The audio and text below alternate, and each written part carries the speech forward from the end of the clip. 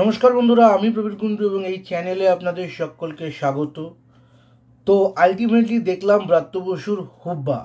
বহুদিন পর নন্দনে গিয়ে কোনো বাংলা সিনেমা আবার দেখলাম, সেই পুরনো নস্টালজিয়াগুলো ফিরে গেল। একটু সর্দি হয়েছে, মানিয়ে নেবেন।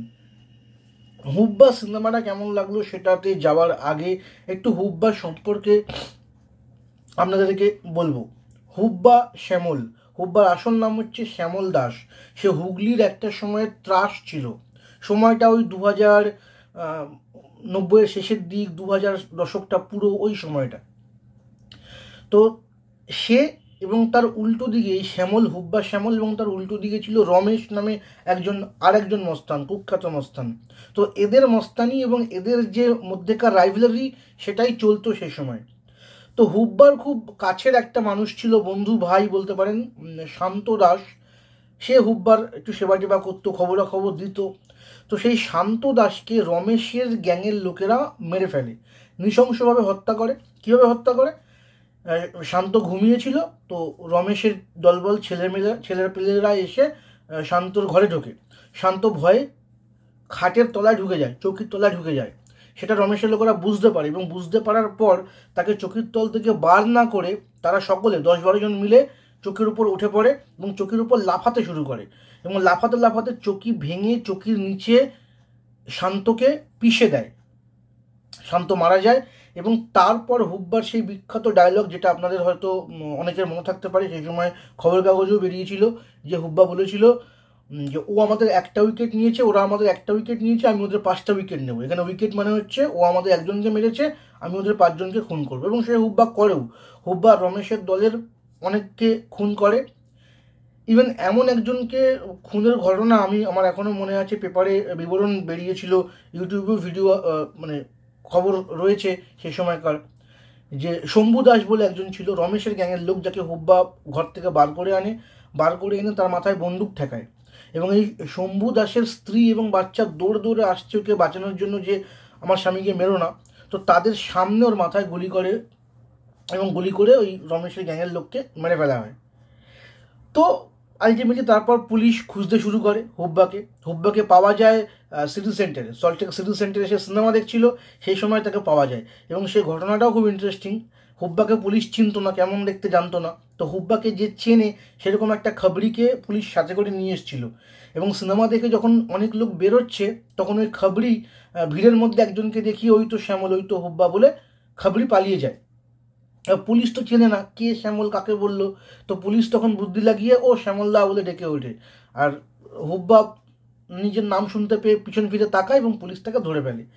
রমেশকেও পুলিশ ধরে এবং তারপর তারা জামিনে মুক্তিও পায়। এবং তারপরে এই হুব্বা এবং এই রমেশ, যারা একসময় শত্রু ছিল, তাদের মধ্যে অগাধ বন্ধুত্ব গড়ে ওঠে। ডেফিনেটলি এদের মধ্যে বন্ধুত্ব এবং শত্রুতা এর কোনো মতলব নেই, এদের আসল মতলব হচ্ছে টাকার সাথে। তো ডেফিনেটলি কোনো একটা বড় নেতার আন্ডারে ছত্রছায়া চলে যায় এবং এদের মধ্যে বন্ধুত্ব গড়ে ওঠে। কিন্তু মনে মনে একটা হিংসে তো ছিলই।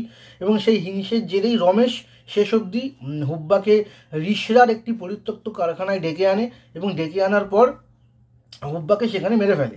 তো এই হচ্ছে হুব্বা শ্যামলের অরিজিনাল গল্প। এবার সিনেমাতে একদম আক্ষরিক অর্থে এই গল্পটাই দেখানো হয়েছে কিনা সেটা তো আমি বলবো না, আপনারা সিনেমাতে গিয়ে দেখতে পাবেন। মোশাররফ করিম দুরন্ত অভিনয় করেছে, যদিও আমার তার কথা বলার মধ্যে একটু আমার ব্যক্তিগতভাবে একটু সমস্যা লাগে। আমি ওনার সব কথা বুঝতে পারি না। মানে ওনার হয় সেটা ভাষার টানের সমস্যা, নাকি ওনার কথাগুলো এতটাই জট পাকানো। আমার কাছে মনে হয় যে মোশাররফ করিমের সমস্ত কথা থ্রু আউট ডায়লগ, যেগুলো একটু স্পিডে উনি বলেন, সেগুলো আমার মাথায় আমার মাথার উপর দিয়ে বেরিয়ে যায়, যে কী বললো আমি খেয়ে হারিয়ে ফেলি। যেগুলো উনি খুব পরিষ্কার করে শান্তভাবে বলে, সেগুলো আমি বুঝতে পারি। তো আমি তার জন্য তাকে খারাপ বলছি না, এটা আমারই দোষ, আমি বুঝতে পারি না। তিনি নো ডাউট দারুণ অ্যাক্টার, তার বডি ল্যাঙ্গুয়েজ, তার মুখের এক্সপ্রেশন এখানে দারুণভাবে ফুটিয়ে তোলা হয়েছে। এবং এই ক্রিমিনাল ওয়ার্ল্ড, বাংলার ক্রাইম ওয়ার্ল্ডটাকে নিয়ে তো সিনেমা খুব বেশি হয় না, সেটা এখানে দেখানো হয়েছে। এবার কতটা রিয়ালিস্টিক, কতটা হিন্দি বিভিন্ন সিনেমা, গ্যাংস অফ ওয়াসিপুর বলুন বা রামগোপাল বর্মার অন্যান্য সিনেমা, সেইগুলো থেকে কি কতটা ইন্সপায়ার্ড হয়েছে, সেটা আমার তো ভাই লেগেছে। আমার মনে হয়েছে ব্রাত্য বসু অনেক বিভিন্ন সিনেমা যেগুলো এরকম ক্রিমিনাল ওয়ার্ল্ডের, ক্রিমিনাল গ্যাং ওয়ার এই সমস্ত সিনেমাগুলো আগে হয়েছে, সেখান থেকে অনেক জায়গায় ইন্সপায়ার। সে চেজিংয়ের সিন বলুন, কি একটা আড্ডাখানার সিন হোক, কি একটা আইটেম নাম্বারের সিন হোক, মানে অনেক সিকোয়েন্স, অনেক জায়গা, অনেক ডায়লগ, অনেক ক্যামেরা অ্যাঙ্গেলও আমার অন্যান্য সিনেমার কথা মনে করিয়ে দিচ্ছে। বেশিরভাগই বলিউড, আমি হলিউড অত দেখিনি বলে আমার অত মনেও পড়ছে না, কিন্তু বেশিরভাগই হলিউডের সঙ্গে আমার বলিউডের সঙ্গে আমার বেশ মিল খুঁজে আমি পাচ্ছি। ওভারঅল খুব ভালো সিনেমা, কিন্তু সিনেমার মোটিভ নিয়ে আমার একটু সমস্যা আছে, ব্যক্তিগত সমস্যা, এটা পার্সোনাল সমস্যা। সেটা হচ্ছে যে কোনো ক্রিমিনালকে, একটা বাজে লোক, তো ক্রিমিনাল লোক, এতটাই ক্রিমিনাল, এতটাই বাজে লোক যে তার বাবা মা, তার ফ্যামিলি অবধি তাকে পরিচয় দেয় না। যদি আপনি বলেন যে ওই দেখ হুব্বার বাবা যাচ্ছে, ওই হুব্বার মা যাচ্ছে, তাদের মাথা লজ্জায় মাটিতে হেট হয়ে যাবে যখন লোকে তাদেরকে দেখে বলবে যে ওই দেখ হুব্বার বাবা হুব্বা। না, ওরা নিজেদের পরিচয়ও দেয় না যে আমার ছেলের নাম হুব্বা, আমার ছেলেই হুব্বা। তো যার বাবা মা অবধি পরিচয় দেয় না, তাকে আপনি একটু গ্লোরিফাই করে তার ভালো দিকগুলোকে একটুখানি ফোকাসিং করে যখন দেখাচ্ছেন, তখন আজকের দুনিয়ায়, আজকের সমাজে যে সমস্ত ক্রিমিনালরা আছে, তারা না কোথাও গিয়ে ইন্সপায়ার্ড হয়। তারাও মনে ভাবে যে মানে তারা নিজেদেরকে রিলেট করতে পারে। তাই বলে কি গ্যাংস্টার ছবি হবে না? ডেফিনেটলি হবে, কিন্তু গ্যাংস্টার ছবি বাস্তব আমরা দেখেছি, বাস্তব সঞ্জয় দত্ত করেছে গ্যাংস্টার, রিলেট করলেও কিন্তু, তার ভালো দিক দেখালেও কিন্তু সেই যে অন্যায় করছে তার ভেতরকার যে রিপারকেশন, সেটা কিন্তু আছে। এখানে হুব্বা চরিত্রটা এত সুন্দরভাবে ডেসক্রাইব করা হয়েছে, এত রিয়েলিস্টিকভাবে করা হয়েছে, যে সেটা কখনো কখনো মনে হচ্ছে যারাই এই সমস্ত ক্রিমিনালরা এখনো সমাজে ঘুরে বেড়ায়, তারা এখান থেকে ইন্সপায়ার্ড হবে। তারা মনে করবে ওই তো ও করেছে, ওই দাদাও তো কত ভালো, আমিও করব, মানে এরকম একটা কিন্তু একটা প্রভাব সোশ্যালে পড়বে, সমাজে পড়বেই।